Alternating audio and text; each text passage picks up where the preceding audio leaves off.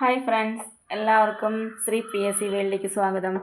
അപ്പോൾ വരാൻ പോകുന്ന കമ്പനി ബോർഡ്, ബെവ്കോ, VFA തുടങ്ങിയവയ്ക്ക് വേണ്ടിയിട്ടുള്ള ക്ലാസ്സുകളാണ് നമ്മൾ ചെയ്യുന്നത്.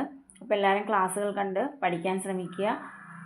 അതുപോലെ ഇന്നത്തെ ക്ലാസ് എന്ന് പറയുന്നത് കറണ്ട് അഫയേഴ്സ് ആണ് കേട്ടോ. കറണ്ട് അഫയേഴ്സ് ആണ്, PYQ സെക്ഷൻ അല്ല, കറണ്ട് അഫയേഴ്സ് ആണ്. ഓക്കെ, ഏറ്റവും ലേറ്റസ്റ്റ് ആയിട്ടുള്ള കുറച്ച് കറണ്ട് അഫയേഴ്സ് ആണ്. അപ്പോൾ എല്ലാവരും പഠിക്കുക. അപ്പോൾ നമുക്ക് ക്ലാസ് തുടങ്ങാം. ഒന്നാമത്തെ ക്വസ്റ്റ്യനിലേക്ക് പോയാലോ. ഒന്നാമത്തെ ക്വസ്റ്റ്യൻ, ഐക്യരാഷ്ട്ര സംഘടനയുടെ പരമോന്നത പരിസ്ഥിതി അംഗീകാരമായ 2025 champions of the earth award നേടിയ ഇന്ത്യക്കാരി ആരാണ്? ക്വസ്റ്റ്യൻ ഒന്നുകൂടെ പറയാം. ഐക്യരാഷ്ട്ര സംഘടനയുടെ പരമോന്നത പരിസ്ഥിതി അംഗീകാരമായ 2025 champions of the earth award നേടിയ ഇന്ത്യക്കാരി പറയാമോ ആരാന്ന്? ഓപ്ഷൻ ഉണ്ട്: പൂർണിമ ദേവി, സുപ്രിയ സാഹു, സുധാ മൂർത്തി, അരുന്ധതി റോയ്. ഇതിനകത്ത് ആരാണ്? ആൻസർ കിട്ടി കാണുമല്ലോ. സുപ്രിയ സാഹു ആണ് അല്ലേ. സുപ്രിയ സാഹു ആണ്. സുപ്രിയ സാഹു എന്ന് പറയുന്നത് തമിഴ്നാട് പരിസ്ഥിതി കാലാവസ്ഥാ വ്യതിയാന വനം വകുപ്പ് അഡീഷണൽ ചീഫ് സെക്രട്ടറി ആണ് കേട്ടോ. അവർ ഏത് വിഭാഗത്തിലാണ് ഈ പുരസ്കാരത്തിന് അർഹയായതെന്ന് ചോദിച്ചാൽ ഇൻസ്പിരേഷൻ ആൻഡ് ആക്ഷൻ വിഭാഗത്തിലാണെന്ന് ഓർക്കുക. എന്താണ്? ഇൻസ്പിരേഷൻ ആൻഡ് ആക്ഷൻ വിഭാഗത്തിലാണ് ഈ സുപ്രിയ സാഹു പുരസ്കാരത്തിന് അർഹയായിട്ടുള്ളത്. അങ്ങനെയാണെങ്കിൽ ഇവരെ പുരസ്കാരത്തിന് അർഹമാക്കിയത് ഏതൊക്കെ പ്രവർത്തനങ്ങൾക്കാണെന്ന് ചോദിച്ചിട്ടുണ്ടെങ്കിൽ സുസ്ഥിരമായ ശീതീകരണ സംവിധാനങ്ങൾ, ആവാസ വ്യവസ്ഥയുടെ പുനരുദ്ധാരണം, കാലാവസ്ഥാ പ്രതിരോധം, ഈ മേഖലകളിലേക്ക് പ്രവർത്തനങ്ങൾക്കാണ് ഇവരെ പുരസ്കാരത്തിന് അർഹയാക്കിയത്. ഓക്കെ അല്ലേ? അങ്ങനെയാണെങ്കിൽ പ്ലാസ്റ്റിക് മാലിന്യം, അതുപോലെ വന്യജീവി സംരക്ഷണം തുടങ്ങിയ നിർണായക പാരിസ്ഥിതിക വെല്ലുവിളികളെ നേരിടുന്നതിൽ അവർ വഹിച്ച നേതൃത്വ മികവ്, അതിനാണ് ഈ അംഗീകാരം എന്ന് പറയുന്നത്. ഈ സുപ്രിയ സാഹു ഉൾപ്പെടെ എത്ര പേർക്കാണ് ഈ വർഷം ഈ അവാർഡ് കിട്ടിയിട്ടുള്ളതെന്ന് അറിയാമോ? 5 പേർക്കാണെന്ന് ഓർക്കുക കേട്ടോ. സുപ്രിയ സാഹു ഉൾപ്പെടെ 5 പേർക്കാണ് ഈ വർഷം അവാർഡ് കിട്ടിയിട്ടുള്ളത്. ഓക്കെ, അതിൽ ഒന്നാമത്തെ ആളെന്ന് പറയുന്നത് നൈജറിൽ നിന്നുള്ള ആർക്കിടെക്റ്റ് മറിയം ഈസൗഫു. ഓക്കെ, മറിയം ഈസൗഫു കുറഞ്ഞ അളവിൽ കാർബൺ പുറന്തള്ളുന്ന നിർമ്മാണ രീതികൾ പ്രോത്സാഹിപ്പിച്ചതിന് ഏത് വിഭാഗത്തിലാണെന്നറിയാമോ? എൻ്റർപ്രണോറിയൽ വിഷൻ വിഭാഗത്തിലാണ് അവാർഡ് നേടുന്നത് കേട്ടോ. അപ്പോൾ എൻ്റർപ്രണോറിയൽ വിഷൻ വിഭാഗത്തിൽ അവാർഡ് നേടുന്നത് ആരാണ്? മറിയം ഈസൗഫു. അവരാരാണ്? നൈജറിൽ നിന്നുള്ള ആർക്കിടെക്റ്റ് ആണ്. എന്തിനു വേണ്ടിയിട്ടാണ്? കാർബൺ, അതായത് കുറഞ്ഞ അളവിൽ കാർബൺ പുറന്തള്ളുന്ന നിർമ്മാണ രീതികൾ പ്രോത്സാഹിപ്പിച്ചതിനാണെന്ന് ഓർക്കുക. ഓക്കെ അല്ലേ? അടുത്ത സെക്ഷൻ എന്ന് പറയുന്നത്, അടുത്ത വിഭാഗം എന്ന് പറയുന്നത് കാലാവസ്ഥാ നീതിക്കായി പ്രവർത്തിക്കുന്ന യുവജന കൂട്ടായ്മയായ Pacific island students fighting climate change. അത് പോളിസി ലീഡർഷിപ്പ് വിഭാഗത്തിലാണ് അവർക്ക് പുരസ്കാരം കിട്ടുന്നത്. അതൊരു കൂട്ടായ്മയാണ്. ഏത് കൂട്ടായ്മയാണ്? Pacific islands students fighting climate change കേട്ടോ. പോളിസി ലീഡർഷിപ്പ് എന്ന വിഭാഗത്തിലാണ് അവർ പുരസ്കാരം കിട്ടുന്നത്. ഓക്കെ, അടുത്തത് മീഥേൻ പുറന്തള്ളൽ കുറയ്ക്കുന്നതിനുള്ള പ്രവർത്തനങ്ങൾക്ക് നേതൃത്വം നൽകിയിട്ടുള്ള മാൻഫ്രെഡി കാൾട്ടഗിറോൺ. ആരാണ്? മാൻഫ്രെഡി കാൾട്ടഗിറോണിന് മരണാനന്തര ബഹുമതിയായി ലൈഫ് ടൈം അച്ചീവ്മെൻറ്റ് അവാർഡ് കിട്ടി. ഓക്കെ, അപ്പോൾ മരണാനന്തര ബഹുമതിയായിട്ട് ലൈഫ് ടൈം അച്ചീവ്മെൻറ്റ് അവാർഡ് കിട്ടുന്നത് ആർക്കാണെന്ന് ചോദിച്ചാൽ മാൻഫ്രെഡി കാൾട്ടഗോണിനാണ്. മാൻഫ്രെഡി കാൾട്ടഗിറോൺ. ഓക്കെ, എന്ത് പ്രവർത്തനങ്ങൾക്കാണ്? മീഥേൻ പുറന്തള്ളൽ കുറയ്ക്കുന്നതിനുള്ള പ്രവർത്തനങ്ങൾക്ക് നേതൃത്വം നൽകിയതിനാണ്. ഓക്കെ അല്ലേ? അതുപോലെ ആമസോൺ വനങ്ങളിലെ വനനശീകരണം തടയാൻ സാങ്കേതികവിദ്യ ഉപയോഗിച്ച ബ്രസീലിലെ ഗവേഷണ സ്ഥാപനമാണ് ഇമാസോൺ. ഏത് വിഭാഗത്തിലാണ് പുരസ്കാരം ലഭിച്ചത്? സയൻസ് ആൻഡ് ഇന്നവേഷൻ വിഭാഗത്തിൽ പുരസ്കാരം ലഭിച്ചു. അപ്പോൾ സയൻസ് ആൻഡ് ഇന്നവേഷൻ വിഭാഗത്തിൽ പുരസ്കാരം ലഭിച്ചത് ആർക്കാണ്? ബ്രസീലിലെ ഗവേഷണ സ്ഥാപനമായ ഇമാസോണിനാണ്. എന്തിനു വേണ്ടിയിട്ടാണ് കിട്ടിയത്? ആമസോൺ വനങ്ങളിലെ വനനശീകരണം തടയാനുള്ള സാങ്കേതികവിദ്യ ഉപയോഗിച്ചതിനാലാണ്. ഓക്കെ അല്ലേ? അങ്ങനെയാണെങ്കിൽ ഐക്യരാഷ്ട്ര സംഘടനയുടെ 2024 ചാമ്പ്യൻസ് ഓഫ് ദി എർത്ത് പുരസ്കാരത്തിന് അർഹനായത് ആരായിരുന്നു? ഓർമ്മയുണ്ടോ? 2024 ഈ പുരസ്കാരം കിട്ടിയത് ആർക്കായിരുന്നു? നമ്മുടെ ഇന്ത്യൻ പരിസ്ഥിതി ശാസ്ത്രജ്ഞനായ ആരാണ്? മാധവ് ഗാഡ്ഗിലിനാണ് അല്ലേ. മാധവ് ഗാഡ്ഗിലിനാണ്. ഓക്കെ, ഇത്രയും പോയിന്റ്സ് കിട്ടിയോ? അപ്പോൾ ഐക്യരാഷ്ട്ര സംഘടനയുടെ പരമോന്നത പരിസ്ഥിതി അംഗീകാരമായ 2025 champions of the earth award നേടിയ ഇന്ത്യക്കാരിയാണ് ആര്? നമ്മുടെ സുപ്രിയ സാഹു. ഓക്കെ അല്ലേടാ? അടുത്ത ക്വസ്റ്റ്യനിലേക്ക് പോവുകയാണേ. 2025 ഡിസംബറിൽ യുനെസ്കോയുടെ മാനവികതയുടെ അദൃശ്യ സാംസ്കാരിക പൈതൃക പട്ടികയിൽ 16ാമത്തെ ഇനമായി ഉൾപ്പെടുത്തിയിരിക്കുന്നത് ഏതാണ്? ഒന്നുകൂടെ ക്വസ്റ്റ്യൻ പറയാം. 2025 ഡിസംബറിൽ യുനെസ്കോയുടെ മാനവികതയുടെ അദൃശ്യ സാംസ്കാരിക പൈതൃക പട്ടികയിൽ 16ാമത്തെ ഇനമായി ഉൾപ്പെടുത്തിയിരിക്കുന്നത് എന്തിനെയാണെന്ന് ചോദിച്ചാൽ അത് ദീപാവലിയാണ് കേട്ടോ, ദീപാവലിയാണ്. ന്യൂഡൽഹിയിലെ ചെങ്കോട്ടയിൽ 2025 ഡിസംബർ 8 മുതൽ 13 വരെ നടന്ന യുനെസ്കോയുടെ സാംസ്കാരിക പൈതൃക സംരക്ഷണ സമ്മേളനത്തിലാണ് ഈ തീരുമാനം ഉണ്ടായത്. എവിടെ വെച്ച് നടന്ന സമ്മേളനത്തിലാണ്? ന്യൂഡൽഹിയിലെ ചെങ്കോട്ടയിൽ നടന്ന യുനെസ്കോയുടെ സാംസ്കാരിക പൈതൃക സംരക്ഷണ സമ്മേളനത്തിലാണ് ഈ ഒരു തീരുമാനം ഉണ്ടായത്. ഇനി എന്തിനു വേണ്ടിയിട്ടാണ് ഈ ദീപാവലിക്ക് ഈ ഒരു പ്രാധാന്യം അല്ലെങ്കിൽ ഈ ഒരു പദവി കൊടുത്തതെന്നറിയാമോ? തിന്മയ്ക്ക് മേൽ നന്മയുടെയും ഇരുട്ടിനു മേൽ വെളിച്ചത്തിൻ്റെയും വിജയത്തെ സൂചിപ്പിക്കുന്നതുകൊണ്ടാണ്. എന്താണ്? തിന്മയുടെ മേൽ നന്മയുടെയും ഇരുട്ടിനു മേൽ വെളിച്ചത്തിൻ്റെയും വിജയത്തെ സൂചിപ്പിക്കുന്ന ദീപാവലിയുടെ സാംസ്കാരിക പ്രാധാന്യം കണക്കിലെടുത്തുകൊണ്ടാണ് ഈ ഒരു പദവി നൽകിയിരിക്കുന്നത്. അതിൽ 2023 ഗുജറാത്തിലെ ഗർബ നൃത്തം, അതുപോലെ 2021 നമ്മുടെ കൊൽക്കത്തയിലെ ദുർഗാ പൂജയും ഈ പട്ടികയിൽ ഇടം പിടിച്ചിരുന്നു. അപ്പോൾ ഈ പട്ടികയിൽ ഇടം പിടിച്ച 2023 ഇടം പിടിച്ചത് ഗുജറാത്തിലെ ഗർബ നൃത്തമായിരുന്നു. 2021 ഇടം പിടിച്ചത് കൊൽക്കത്തയിലെ ദുർഗാ പൂജയാണെന്നും കൂടെ ഓർത്തു വെച്ചേക്കുക. അങ്ങനെയാണെങ്കിൽ ഈ ഒരു കാറ്റഗറിയിൽ ഉൾപ്പെട്ട ചില ഉത്സവങ്ങളുണ്ട്. ആഘോഷങ്ങളുണ്ട്. ഏതൊക്കെയത്? കൂടിയാട്ടം, മുടിയേറ്റ്, വേദപാരായണം, രാംലീല, കുംഭമേള, യോഗ, രമ്മൻ, ചൗനൃത്തം, കൽബേലിയ, ലഡാക്കിലെ ബുദ്ധമത മന്ത്രോച്ചാരണം, സങ്കീർത്തന, തദേര സമുദായത്തിലെ പാത്ര നിർമ്മാണം, നൗറുസ്, ഇതൊക്കെയാണ് മറ്റിനങ്ങളെന്നും കൂടെ ഓർത്ത് വെച്ചേക്കുക. ഓക്കെ അല്ലേടാ? അപ്പോൾ 2025 ഡിസംബറിൽ യുനെസ്കോയുടെ മാനവികതയുടെ അദൃശ്യ സാംസ്കാരിക പൈതൃക പട്ടികയിൽ 16ാമത്തെ, നോട്ട് ചെയ്യണേ, 16ാമത്തെ ഇനമായി ഉൾപ്പെടുത്തിയിരിക്കുന്നത് ദീപാവലിയാണെന്ന് ഓർക്കുക. ഓക്കെ, ക്ലിയർ ആയോ? 3ാമത്തെ ക്വസ്റ്റ്യനിലേക്ക് പോവുകയാണ്. DRDO വികസിപ്പിച്ച് 2025 ഡിസംബറിൽ വിജയകരമായി പരീക്ഷിച്ച ദീർഘദൂര ഗൈഡഡ് റോക്കറ്റ് ഏതാണ്?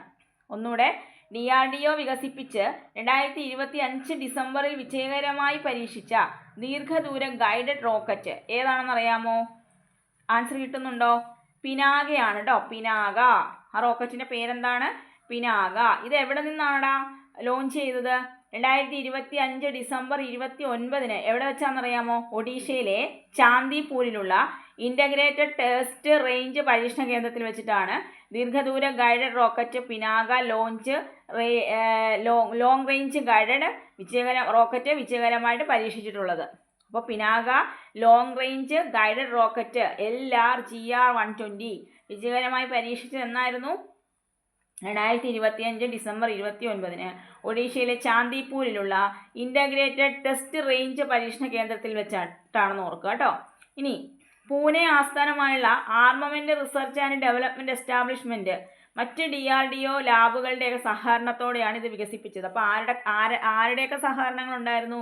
പൂനെ ആസ്ഥാനമായുള്ള armament research and development establishment, അതുപോലെ മറ്റ് DRDO ലാബുകളുടെ സഹകരണത്തോടെയാണ് ഇത് വികസിപ്പിച്ചത്. ഇതിൻ്റെ ദൂരപരിധി എന്ന് പറയുന്നത് 120 കിലോമീറ്റർ ആണ്. 120 കിലോമീറ്റർ ദൂരപരിധിയിലുള്ള ലക്ഷ്യങ്ങളെ കൃത്യതയോടെ തകർക്കാനായിട്ട് ഇതിന് ശേഷിയുണ്ടെന്നാണ് പറയുന്നത്. നിലവിലുള്ള പിനാക ലോഞ്ചറുകളിൽ നിന്ന് തന്നെ വിക്ഷേപിക്കാൻ കഴിയും. അതാണ് ഇതിൻ്റെ ഒരു പ്രധാനപ്പെട്ട നേട്ടം. ഇതിൻ്റെ നേട്ടം എന്ന് പറയുന്നത് എന്താണ്? നിലവിൽ പിനാക ലോഞ്ചറുകളുണ്ടല്ലോ, അതിൽ നിന്ന് തന്നെ ഇത് വിക്ഷേപിക്കാൻ കഴിയുമെന്നുള്ളതാണ്. ഓക്കെ, ഇന്ത്യൻ സൈന്യത്തിൻ്റെ പീരങ്കപ്പടയുടെ കരുത്ത് വർദ്ധിപ്പിക്കുമെന്നതിൽ ഈ റോക്കറ്റ് വലിയ പങ്ക് വഹിക്കുന്നതാണ് വിലയിരുത്തപ്പെടുന്നത്. എന്താണ്? ഇന്ത്യൻ സൈന്യത്തിൻ്റെ പീരങ്കിപ്പടയില്ലേ, അതിൻ്റെ കരുത്ത് വർദ്ധിപ്പിക്കുന്നതിൽ ഈ റോക്കറ്റ് ഒരു നിർണായക പങ്ക് വഹിക്കുമെന്നാണ് വിലയിരുത്തപ്പെടുന്നത്. ഓക്കെ, ഇനി ഇന്ത്യയിൽ നിർമ്മിച്ച ഗൈഡഡ് പിനാക റോക്കറ്റുകളുടെ ആദ്യ ബാച്ച് കയറ്റുമതി ചെയ്തത് എങ്ങോട്ടേക്കാണ്? ഏത് രാജ്യത്തിലേക്കാണെന്ന് ചോദിച്ചാൽ നിങ്ങൾ ഏത് പറയും? ഇന്ത്യയിൽ നിർമ്മിച്ച ഗൈഡഡ് പിനാക റോക്കറ്റുകളുടെ ആദ്യ ബാച്ച് കയറ്റുമതി ചെയ്തത് അർമേനിയയിലേക്കാണ് കേട്ടോ. അർമേനിയ. എവിടേക്കാണ്? അർമേനിയയിലേക്കാണ്. ഓക്കെ, ഇനി ഇന്ത്യ തദ്ദേശീയമായി വികസിപ്പിച്ച മൾട്ടി ബാരൽ റോക്കറ്റ് ലോഞ്ചർ സിസ്റ്റമായ പിനാക വാങ്ങാൻ താല്പര്യം പ്രകടിപ്പിച്ച യൂറോപ്യൻ രാജ്യമുണ്ട്. ഒരു യൂറോപ്യൻ രാജ്യം ഇത് പിനാക വാങ്ങാനായിട്ട് താല്പര്യം പ്രകടിപ്പിച്ചിട്ടുണ്ട്. അത് ഏത് യൂറോപ്യൻ രാജ്യമാണ്? ഫ്രാൻസ് ആണെന്ന് ഓർക്കുക കേട്ടോ, ഫ്രാൻസ്. ഓക്കെ അല്ലേ? അപ്പോൾ ക്വസ്റ്റ്യൻ എന്തായിരുന്നു? DRDO വികസിപ്പിച്ച് 2025 ഡിസംബറിൽ വിജയകരമായി പരീക്ഷിച്ച ദീർഘദൂര ഗൈഡഡ് റോക്കറ്റ് ഏതാണ്? പിനാകയാണ്, പിനാക. ഓക്കെ, ക്ലിയർ ആണല്ലോ. അടുത്ത ക്വസ്റ്റ്യന്, 2025 ഡിസംബറിൽ അന്തരിച്ച ഖാലിദ സിയ ഏത് രാജ്യത്തിൻ്റെ ആദ്യ വനിതാ പ്രധാനമന്ത്രിയായിരുന്നു? 2025 ഡിസംബറിൽ അന്തരിച്ച ഖാലിദ സിയ ഏത് രാജ്യത്തിൻ്റെ ആദ്യ വനിതാ പ്രധാനമന്ത്രിയായിരുന്നു? നമുക്കറിയാം ബംഗ്ലാദേശിൻ്റെ ആദ്യത്തെ വനിതാ പ്രധാനമന്ത്രിയായിരുന്നു ആര്? ഖാലിദ സിയ. ഓക്കെ അല്ലേ? ഇനി ബംഗ്ലാദേശിൻ്റെ ചരിത്രത്തിലെ തന്നെ ആദ്യത്തെ വനിതാ പ്രധാനമന്ത്രിയാണ് ബംഗ്ലാദേശ് മുൻ പ്രസിഡന്റായിരുന്ന സിയാവുർ റഹ്മാന്റെ പത്നിയായിട്ടുള്ള ഖാലിദ സിയ. ഓക്കെ, ബംഗ്ലാദേശ് മുൻ പ്രസിഡന്റ് സിയാവുർ റഹ്മാന്റെ പത്നിയാണ് ഇവർ. ഓക്കെ, അതുപോലെ തന്നെ ബംഗ്ലാദേശ് നാഷണലിസ്റ്റ് പാർട്ടി ഉണ്ടല്ലോ BNP, അതിൻ്റെ ചെയർപേഴ്സൺ ആയിരുന്നു ഇവർ. 1991 to 96 വരെയും 2001 മുതൽ 2006 വരെയും ബംഗ്ലാദേശിൻ്റെ പ്രധാനമന്ത്രിയായിട്ട് സേവനമനുഷ്ഠിച്ചു. എന്താണ് ബംഗ്ലാദേശിൻ്റെ പ്രധാനമന്ത്രിയായിട്ട് സേവനമനുഷ്ഠിച്ച കാലഘട്ടം എന്ന് പറയുന്നത് 1991 മുതൽ 96 വരെ, 2001 മുതൽ 2006 വരെ. ഓക്കെ, ബേനസീർ ഭൂട്ടോയ്ക്ക് ശേഷം മുസ്ലിം ഭൂരിപക്ഷമുള്ള ഒരു രാജ്യത്തിൻ്റെ പ്രധാനമന്ത്രിയാകുന്ന എത്രാമത്തെ വനിതയാണ് ഇവർ? രണ്ടാമത്തെ വനിതയാണ് ഖാലിദ സിയ. ഓക്കെ, ബേനസീർ ഭൂട്ടോയ്ക്ക് ശേഷം മുസ്ലിം ഭൂരിപക്ഷമുള്ള ഒരു രാജ്യത്തിൻ്റെ പ്രധാനമന്ത്രിയാകുന്ന രണ്ടാമത്തെ വനിതയാണ് ഖാലിദ സിയ. ഇവരെവിടെ വെച്ചിട്ടാണ് അന്തരിക്കുന്നത്? ധാക്കയിൽ വെച്ചിട്ടാണ് അല്ലേ? ഖാലിദ സിയ അന്തരിക്കുന്നത് ധാക്കയിൽ വെച്ചിട്ടാണ്. എന്നാണ്? ഡിസംബർ 30-നാണ്. 2025 ഡിസംബർ 30-ന് ധാക്കയിൽ വെച്ചിട്ടാണ് ഇവർ അന്തരിക്കുന്നത്. അപ്പോൾ അങ്ങനെയാണെങ്കിൽ ബംഗ്ലാദേശിന് പുതിയ പ്രധാനമന്ത്രി വേണം അല്ലേ? അധികാരത്തിൽ വരികയും ചെയ്തു അല്ലേ? അതാരാണ്? ഇവരുടെ ഈ ഖാലിദ സിയയുടെ മകനായ താരിഖ് റഹ്മാനാണെന്ന് ഓർക്കുക. അപ്പോൾ ബംഗ്ലാദേശിൻ്റെ പുതിയ പ്രധാനമന്ത്രിയായിട്ട് ചുമതലയേറ്റത് ആരാണ്? താരിഖ് റഹ്മാനാണ്. അത് ഖാലിദ സിയയുടെ മകനാണ്. ഓക്കെ അല്ലേടാ? അപ്പോൾ 2025 ഡിസംബറിൽ അന്തരിച്ച ഖാലിദ സിയ ഏത് രാജ്യത്തിൻ്റെ ആദ്യത്തെ വനിതാ പ്രധാനമന്ത്രിയായിരുന്നു എന്ന് ചോദിച്ചാൽ ബംഗ്ലാദേശിൻ്റെയാണ്. ഓക്കെ, അടുത്ത ക്വസ്റ്റിനെ, മെഗാ ഇൻഫ്രാസ്ട്രക്ചർ വിഭാഗത്തിൽ 2025 നാഷണൽ പ്രോജക്റ്റ് എക്സലൻസ് അവാർഡ് സ്വന്തമാക്കിയ തുറമുഖം ഏതാണ്? മെഗാ ഇൻഫ്രാസ്ട്രക്ചർ വിഭാഗത്തിൽ 2025 നാഷണൽ പ്രോജക്റ്റ് എക്സലൻസ് അവാർഡ് സ്വന്തമാക്കിയ തുറമുഖം ഏത് തുറമുഖമാണ്? വിഴിഞ്ഞം തുറമുഖമാണ് കേട്ടോ, വിഴിഞ്ഞം തുറമുഖമാണ്. ന്യൂഡൽഹിയിൽ നടന്ന 33ാമത്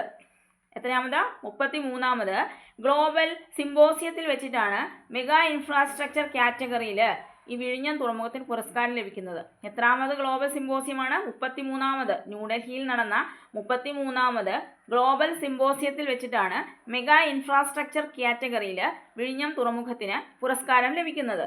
ഓക്കെ അല്ലേ?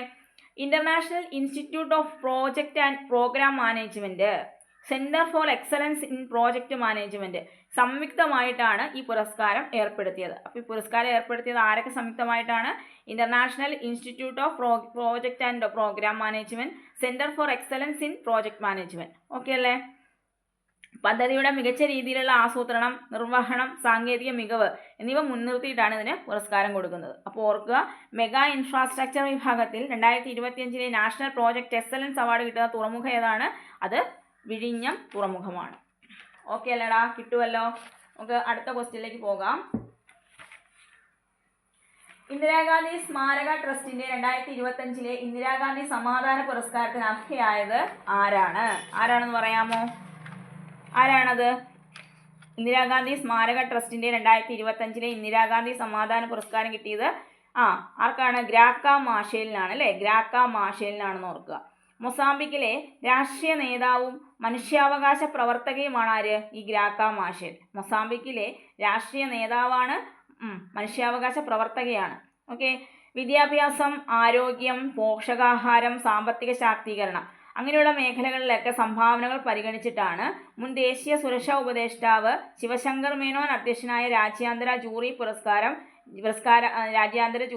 പുരസ്കാര ജേതാവിനെ തിരഞ്ഞെടുക്കുന്നത്. അപ്പോൾ ഇതിൻ്റെ അധ്യക്ഷൻ ആരായിരുന്നു? ശിവശങ്കർ മേനോനാണ് കേട്ടോ.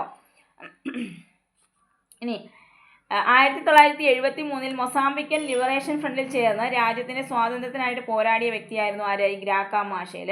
പിന്നീട് 75 സ്വാതന്ത്ര്യം ലഭിച്ചപ്പോൾ മൊസാംബിക്കിലെ ആദ്യത്തെ വിദ്യാഭ്യാസ സാംസ്കാരിക മന്ത്രിയായി ഇവർ മാറി 1975. പിന്നെ 2024 ഇന്ദിരാഗാന്ധി സമാധാന പുരസ്കാരം ആർക്കായിരുന്നു? 2025 നമ്മളിപ്പോൾ പഠിച്ചു. ആരാണ്? ഗ്രാക്ക മാഷേലാന്ന് പറഞ്ഞു. മൊസാംബിക്കിലെ രാഷ്ട്രീയ നേതാവാണ്, മനുഷ്യാവകാശ പ്രവർത്തകയാണെന്നും പഠിച്ചു. 2024 ഈ ഒരു പുരസ്കാരം, അതായത് ഇന്ദിരാഗാന്ധി സമാധാന പുരസ്കാരം കിട്ടിയത് മിഷേൽ ബാച്ലെറ്റിനാണ് കേട്ടോ. ആർക്കാണ്? മിഷേൽ ബാച്ലെറ്റിനാണ്. ഓക്കെ അല്ലേടാ? കിട്ടുമല്ലോ. അടുത്ത ക്വസ്റ്റിന് 2026 റിപ്പബ്ലിക് ദിന പരേഡിന്റെ ഭാഗമായി സംസ്ഥാനങ്ങൾ അല്ലെങ്കിൽ കേന്ദ്രഭരണ പ്രദേശങ്ങൾ അവതരിപ്പിച്ച നിശ്ചല ദൃശ്യങ്ങളിൽ 1-ാം സ്ഥാനം നേടിയ സംസ്ഥാനം ഏതാണ്? 2026 റിപ്പബ്ലിക് ദിന പരേഡിന്റെ ഭാഗമായിട്ട് സംസ്ഥാനങ്ങൾ, കേന്ദ്രഭരണ പ്രദേശങ്ങളൊക്കെ നിശ്ചല ദൃശ്യങ്ങൾ അവതരിപ്പിച്ചു. അതിൽ 1-ാം സ്ഥാനം നേടുന്ന സംസ്ഥാനം ഏതായിരുന്നു? ആൻസർ കിട്ടിക്കാണും. മഹാരാഷ്ട്രയാണ് അല്ലേ? മഹാരാഷ്ട്രയാണ്. അതിൽ മഹാരാഷ്ട്ര ടാബ്ലോയിൽ അവതരിപ്പിച്ചത് എന്തായിരുന്നു? ഗണേശോത്സവമായിരുന്നു അല്ലേ? ഗണേശോത്സവമാണ് മഹാരാഷ്ട്ര ടാബ്ലോയിൽ അവതരിപ്പിച്ചത്. 2-ാം സ്ഥാനം നമ്മുടെ ജമ്മു കാശ്മീരിനായിരുന്നു അല്ലേ? ജമ്മു കാശ്മീരിലെ കരകൗശല വസ്തുക്കൾ, നാടോടി നൃത്തങ്ങൾക്കുമായിരുന്നു പുരസ്കാരം. ഓക്കെ. ഇനി 3-ാം സമ്മാനമാണ് നമ്മുടെ കേരളം അല്ലേ? വാട്ടർ മെട്രോ, അതുപോലെ തന്നെ 100% ഡിജിറ്റൽ സാക്ഷരതയായിരുന്നു നമ്മുടെ ടാബ്ലോ എന്ന് പറയുന്നത് അല്ലേ? വാട്ടർ മെട്രോയും 100% ഡിജിറ്റൽ സാക്ഷരതയും. ഓക്കെ അല്ലേടാ? അപ്പോൾ ഓർക്കുക, 2026 റിപ്പബ്ലിക് ദിന പരേഡിന്റെ ഭാഗമായി സംസ്ഥാനങ്ങൾ അവതരിപ്പിച്ച നിശ്ചല ദൃശ്യങ്ങളിൽ 1-ാം സ്ഥാനം മഹാരാഷ്ട്രയ്ക്കാണ്, 2-ാം സ്ഥാനം ജമ്മു കാശ്മീരിനാണ്, 3-ാം സ്ഥാനം കേരളത്തിനാണ്. ഓക്കെ. ഇത്രയും മതിയല്ലോ ഇന്നത്തെ ക്ലാസ്സിൽ. കാരണം ഒത്തിരി ആയാൽ നിങ്ങൾക്ക് പാടായിരിക്കും. ഓക്കെ. അപ്പോൾ കുറേശ്ശെ നമുക്ക് പഠിച്ചു പോവാം അല്ലേ? അപ്പോൾ നിങ്ങൾക്ക് ക്ലാസ്സുകളൊക്കെ ഇഷ്ടമാകുന്നുണ്ടെങ്കിൽ ഒരു ലൈക്ക് ചെയ്യുക, നിങ്ങളുടെ കൂട്ടുകാരിലേക്കൊക്കെ ഒന്ന് എത്തിക്കുക. സബ്സ്ക്രൈബ് ചെയ്യാതെ കാണുന്നുണ്ടെങ്കിൽ ഒന്ന് സബ്സ്ക്രൈബ് ചെയ്തേക്കുക കേട്ടോ. ഓക്കേടാ, ബൈ.